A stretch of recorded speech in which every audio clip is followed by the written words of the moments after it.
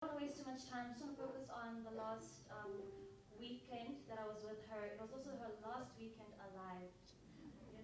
She sent me a WhatsApp message that week. She was like to me, "No, I have to see you. We have to hook up."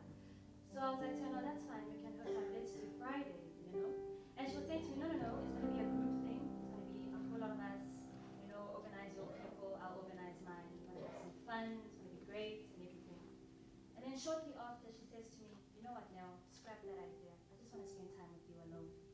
No other people. So I was like, "No, that's fine." So Friday evening came, I picked her up, and then we went to a restaurant here in Sandton. And of course I had known prior what had happened to her. So we sat in the car, just examining her, checking out, okay, there was just a few bruises left and a few scratches, but overall she had recovered.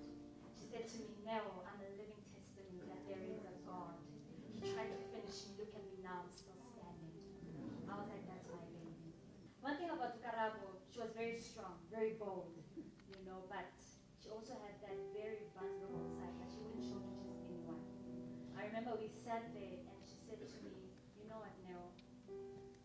Everything may look perfect on the outside. But Nell,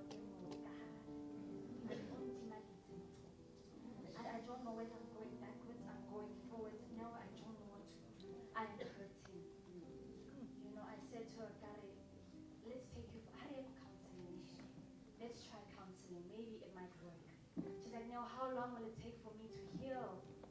I was like, "That's dependent on you, ma'am. You decide how long you want to take. Healing is all up to you." And I remember she looked at me and said, "You know what? It is well." That's all. That was her favorite line. Anytime there was anything happening, challenge or anything, she would say to me, "It is well."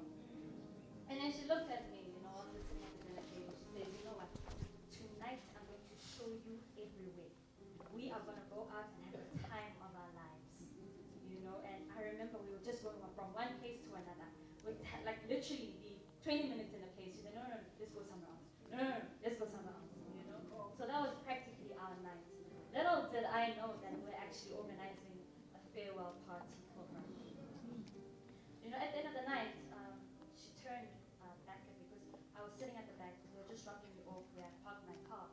And then she says to me, she looked back and said, "I love you." I was like, "I love you too." Little did I know that'll be the last time that I see her alive. I spoke to her on Saturday. We spoke during the whole weekend. We spoke. It was good. She was telling me, "No, I'm going there, I'm going there, I'm going there. It's fine." And then I remember on Monday she sent me a text and said, "Oh, by the way, I've seen my ex, and she was telling me that she's not okay." So we were chatting, and I remember I called her Wednesday evening, "Karabo, what's wrong? What's a halal?" She just said, "My friend Ish," and she hung up. I pick up the phone and I try to call her again. Okay, there's a problem now. I knew, wait again. Something is wrong. I try to call her, now she's not picking up the phone.